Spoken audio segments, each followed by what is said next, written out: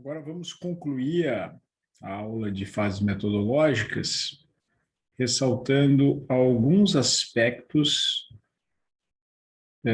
de cada uma dessas fases processuais. Então, nós temos as fases praxista, processualista, instrumentalista e formalismo valorativo. Quanto aos modelos de Estado, nós podemos dizer que o praxismo ele tinha como características a experiência da Idade Média, até mesmo antes da formação dos estados. E ele começa a ser rompido no absolutismo esclarecido, tá? Mas apenas com as codificações, a começar pelo Code Louis, tá? Mas apenas ali com o movimento codificatório e o início da Idade Liberal é que se rompe essa estrutura do praxismo, até porque é o início da fundação da ciência processual como ciência autônoma. O processualismo ele tem um aspecto liberal, como nós dissemos, que é justamente o princípio do dispositivo em senso forte, o princípio da demanda, e um aspecto social, que é o surgimento já ali com Franz Klein e a codificação austríaca, o famoso escrito Pro Futuro de Franz Klein, no qual ele propõe o processo como um mal social e prevê que os institutos processuais devem ser preocupados com a questão social e com a regulação dos conflitos na sociedade, né, a emergência de uma questão social, portanto, né, o processo passa a ser tratado como direito público em matéria de interesse público, a partir dessa codificação austríaca. E aí surge fortemente aí um vetor, vamos dizer assim, inquisitorial no desenvolvimento do procedimento e um reforço do papel do juiz. O instrumentalismo é claramente já preocupado com o welfare state, com o Estado social e com o Estado juiz como representante da soberania, um desdobramento do conceito de jurisdição como elemento da soberania e, portanto, um papel social do processo. Tanto é que Cândido Rangel Dinamarco reforça nos escopos do processo, da jurisdição, o escopo social. O formalismo valorativo, como nós dissemos, do ponto de vista de modelos de Estado, ele trata de reequilibrar essas forças, né? Diminuir ou pelo menos permitir o equilíbrio entre essa tensão existente entre segurança e efetividade, entre direitos individuais e direitos sociais. Por isso, ele seria o modelo mais adequado ao Código de 2015, que já é todo ele constitucionalizado desde o artigo 1º, justamente por ser o processo mais afeito ao modelo do Estado democrático constitucional, em que há, sim, muitos poderes para o juiz, mas, ao mesmo tempo, existe um equilíbrio na medida em que as partes têm também poder de autorregulamento à vontade em matéria processual, nos negócios processuais atípicos, e toda a construção que vem se desenvolvendo no sentido de o juiz também ser submetido ao contraditório. Então, claramente, aí há um equilíbrio entre os diversos atores do processo e uma passagem de um modelo em que nós tínhamos uma forte, vamos dizer assim, um forte antagonismo entre o processo acusatório dispositivo como coisa das partes e o processo inquisitório como coisa do juiz, para o modelo cooperativo de processo. Quanto à predominância das fontes, nós temos no praxismo predominava o direito comum, a interpretação dos professores, no primeiro momento, e no segundo momento, as grandes rotas dos tribunais. E aí nós podemos ver, na primeira fase ali da Baixa Idade Média, que é ali logo depois da descoberta ou redescoberta, né, recepção do direito romano de Justiniano pelas universidades europeias, em particular no início em Bolonha, o papel que os glosadores e os pós-glosadores exerceram na difusão do conhecimento jurídico, especialmente do conhecimento jurídico em direito privado. E, no segundo momento, o papel que as grandes rotas dos tribunais, ali a partir de 1400, 1500, começam a desempenhar antes de os estados, nação, ao se formarem, consolidarem o papel do legislador como legislador também de direito processual e a lei como fonte primária do direito. Então, no praxismo, no primeiro momento, nós temos os professores, no segundo momento, nós temos os juízes.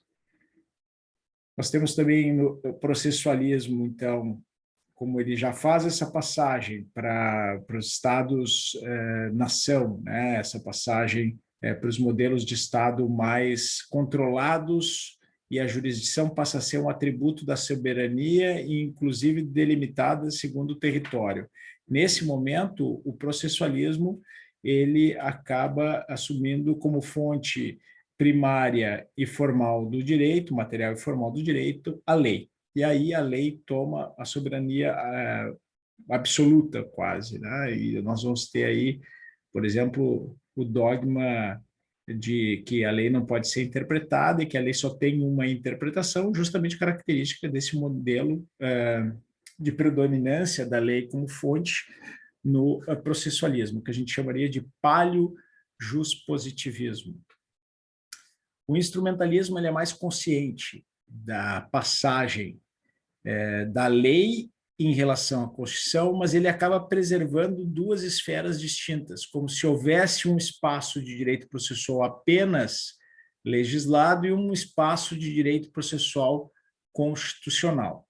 Essa dicotomia ela acaba sendo resolvida apenas no formalismo valorativo, em que nós temos um predomínio da Constituição como fonte formal e material de todas as normas do ordenamento jurídico, uma norma supraordenada, portanto, acima das demais normas, e isso está claríssimo no artigo 1º do CPC de 2015, e a lei submetida à interpretação, submetida aos valores constitucionais, e também completada, integrada pelas glosas feitas pelos juízes no momento da formação de precedentes normativos formalmente vinculantes. Então, o formalismo valorativo permitiria esse quadro um pouco mais complexo, em que nós temos Constituição, lei e precedentes. Os precedentes integram a lei e integram o ordenamento jurídico, portanto, abaixo da Constituição.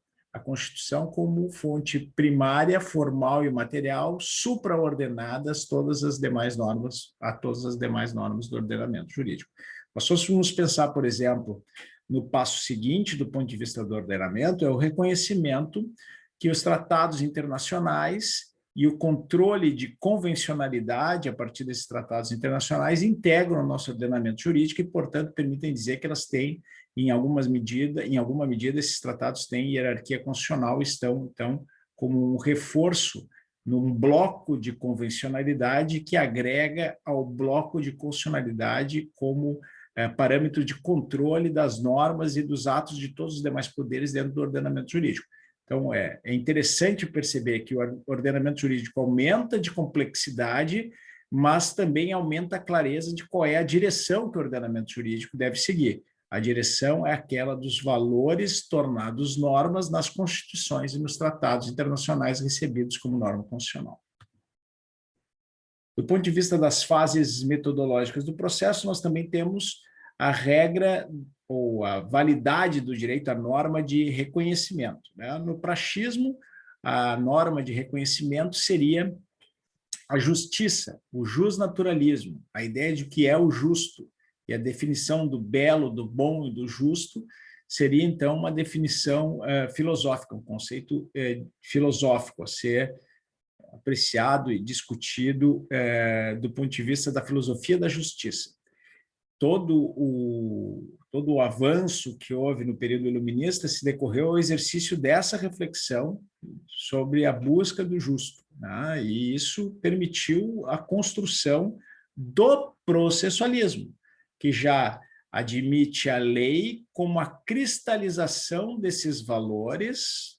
Primeiro a gente tem a Revolução Americana, depois a Revolução Francesa, e há uma cristalização desses valores em normas. As normas passam a integrar o ordenamento jurídico e nós vamos ter no processualismo o paleojuspositivismo, que é caracterizado efetivamente por considerar a lei como clara e acessível a todos, desnecessitando de interpretação e unívoca. E, portanto, a vontade concreta da lei seria o objetivo da aplicação do direito.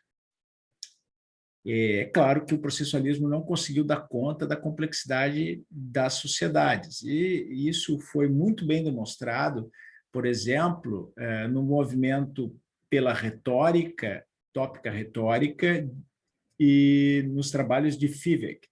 Eu saliento um texto comentado no Constitucionalismo, no Constitucionalização, na primeira edição, desde a primeira edição do Constitucionalização, que é o texto Tópica e Jurisprudência do Fivéc, onde ele mostra que, por exemplo, em relação ao direito dos danos, nunca foi possível ter uma casuística perfeita que previsse todas as hipóteses de dano em um código. Portanto, as normas para o direito de indenizações sempre foram normas construídas, reconstruídas a partir do ordenamento jurídico e da sensibilidade de cada época, mostrando que o paleojuspositivismo era incompleto, que precisava de um passo adiante. Com o instrumentalismo, nós temos essa passagem, como se falou no tópico anterior, da lei também admitindo um espaço para a Constituição. E aí nós temos a vontade concreta do direito. Cândido Rangel Dinamarca faz essa adaptação, né, e inclui a ideia de direito como uma ideia mais ampla do que a lei, mas ainda assim uma vontade concreta do direito. O constitucionalismo contemporâneo, o jusconstitucionalismo, essa ideia de uma norma supraordenada, ele está mais afeito ao modelo do formalismo valorativo, porque no modelo do formalismo valorativo, até usando uma expressão aqui que é do Luigi Ferraioli, né, é possível se falar de um direito ilegítimo, aquele direito que nasce, tem vigência, mas não tem validade, porque está em desconformidade com a Constituição. Então, essa possibilidade do controle da constitucionalidade em sentido amplo, tanto do ponto de vista formal quanto material, e do controle dos atos dos demais poderes que caracteriza o ordenamento jurídico brasileiro como um modelo jusconstitucionalista. Ferraioli chega a dizer que o Brasil é um país do constitucionalismo de terceira geração, justamente por uma série de características que o ordenamento jurídico brasileiro tem, entre elas a possibilidade do controle de constitucionalidade e a legitimação do Ministério Público para a tutela do ordenamento jurídico através desse controle de constitucionalidade. Quanto ao conceito de ação, que era o objetivo principal da aula, né? Nós mostramos aí o praxismo como uma teoria imanentista da ação, o processualismo, nós temos ação concreta, ação abstrata e a teoria eclética de Liebman, o instrumentalismo, nós temos a ação abstrata em uma certa medida, mas também aí a Escola de São Paulo acaba acompanhando bastante Liebman, e no formalismo valorativo nós temos a ação no Estado constitucional. Fases metodológicas do processo.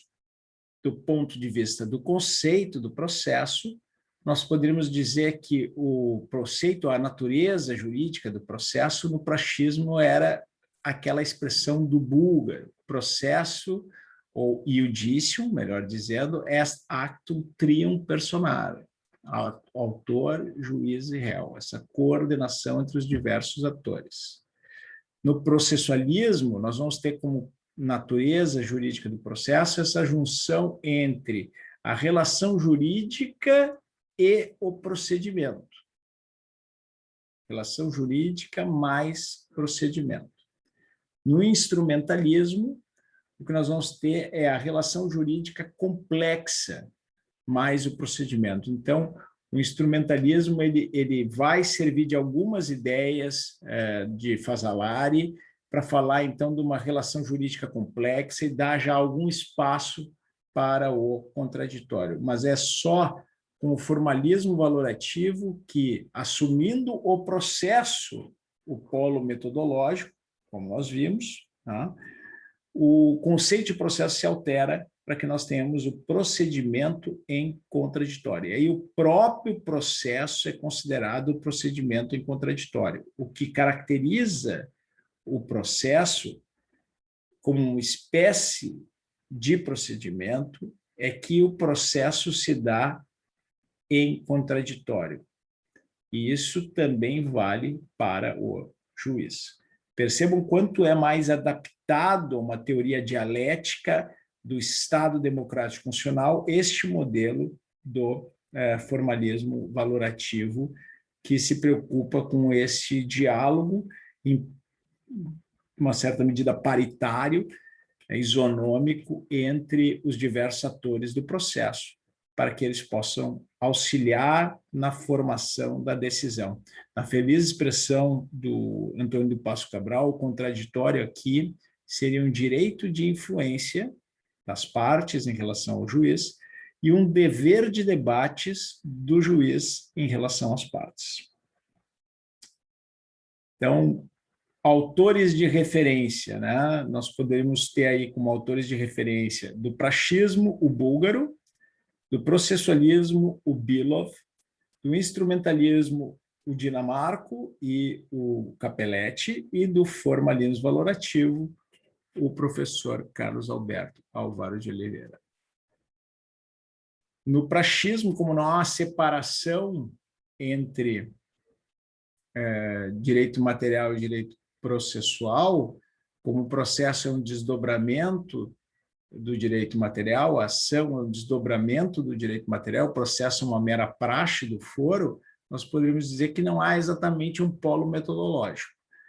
No processualismo, o polo metodológico é, no primeiro momento, a ação, né? Nós vimos isso, né? Como existe ali uma segunda fase que já começa a ficar mais público, mas há um grande impacto das teorias da ação justamente pelo polo metodológico ser a ação. O instrumentalismo, o polo metodológico, é a jurisdição. E o formalismo valorativo, o polo metodológico, é o processo. Qual é o papel do juiz? O papel do juiz, no praxismo, é isonômico. Na prática, o que nós tínhamos era um conceito moral de julgador, né? O iudex perfectus. Uma série de requisitos morais aos quais o julgador, o bom julgador, tinha que atingir. O processualismo é assimétrico, porque o juiz acaba assumindo, depois de iniciada a demanda, depois de proposta a ação, o papel de aplicar a lei. E esse papel de aplicador da lei considerava o Estado juiz como suprapartes. No instrumentalismo, também o papel do juiz é assimétrico e o juiz é aplicador do direito, né? O Estado juiz é aplicador do direito e, por isso, ele estaria num papel superior. A jurisdição seria o polo metodológico e o Estado juiz estaria num papel superior em relação às partes. É pelos escopos da jurisdição, né? O escopo social, jurídico, político, fariam com que ele ficasse numa medida superior às partes. O que nós temos que perguntar é se, dadas bem as relações que se colocam no Estado democrático constitucional, nós podemos falar de assimetria em relação ao papel do juiz na solução dos conflitos. Bem analisadas as coisas, o juiz assume hoje um papel que é mais cooperativo e isonômico. Há alguma polêmica sobre isso na doutrina, autores que se posicionam num ou no outro sentido, mas me parece que nós não podemos negar que, apesar da função do juiz seja decidir, a todo momento, apesar da função ser decidir, a todo momento o juiz tem, sim, que procurar estimular a autocomposição. Esse é um primeiro ponto. E, num segundo momento, o juiz tem que, ao decidir, aplicar a lei. aplicar os precedentes, aplicar o ordenamento jurídico. Então, ele também está limitado, tá, pela aplicação da lei e do ordenamento jurídico, sendo que é vedado ao juiz decidir de forma a surpreender as partes, trazendo matérias de fato e de direito que não tenham sido discutidas pelas partes. Tudo isso me leva a dizer que o modelo cooperativo é o modelo do formalismo valorativo, onde se forma uma comunidade de trabalho e que o juiz tem aí uma série de compromissos em relação ao dever de cooperação leal.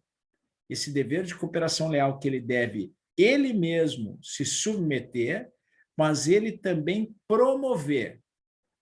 Ele promover fazendo um case management adequado em relação à tramitação daquele procedimento e do conjunto de casos que ele tem no seu docket, né, que ele tem à disposição dele para julgamento. Ele promover no sentido de fazer com que as partes respeitem os deveres de cartas na mesa, de desde o início deixarem claro todas as questões de fato e as questões sobre as quais vão incidir ali normas de direito probatório, para que fique clara a questão probatória dentro do processo.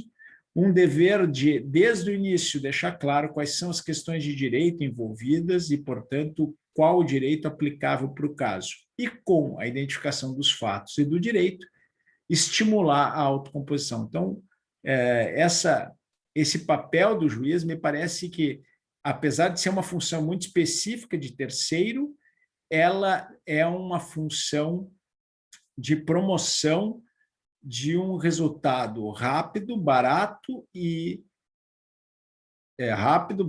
efetivo, no sentido de também justo, do processo judicial. E essa função se dá isonomicamente em relação às partes. Então, muito embora tenha uma parcela da doutrina que diga que na tramitação do procedimento é isonômico, mas no momento de decidir é assimétrico, me parece que o papel de decisão não é assimétrico, ele faz parte de uma função específica que ele exerce. Assim como não é assimétrico o papel do pai em uma família, ele não é assimétrico, ele só tem o dever, o poder-dever ou dever-poder de decidir em relação aos filhos, enquanto os filhos não atingirem a maioridade. Isso não se trata de uma assimetria, mas de uma função, inclusive uma função que pode ser controlada pelo direito, mostrando que este não é um poder que é dele subjetivamente, mas um dever-poder que é estabelecido pelo ordenamento jurídico. E esse dever-poder se desdobra nos deveres gerais, no dever geral de cooperação, em case management, estabelecimento dos fatos, identificação da prova do direito probatório aplicável, direito aplicável para a solução do caso e um estímulo contínuo à autocomposição. É isso.